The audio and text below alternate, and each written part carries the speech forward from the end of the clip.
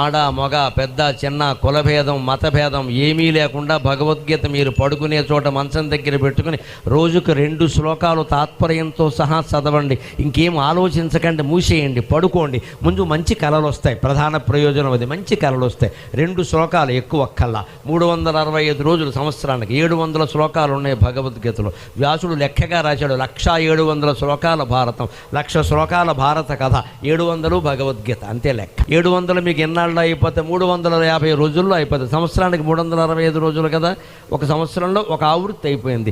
ఇలా 5 సంవత్సరాలు వరుసగా చదివితే భగవద్గీతలో కృష్ణుడు ఆశించిన గొప్ప శిష్యులందరూ మన నుంచే తయారవుతారు.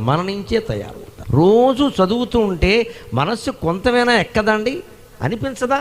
మనం ఏం చేస్తున్నామని అనిపించదా?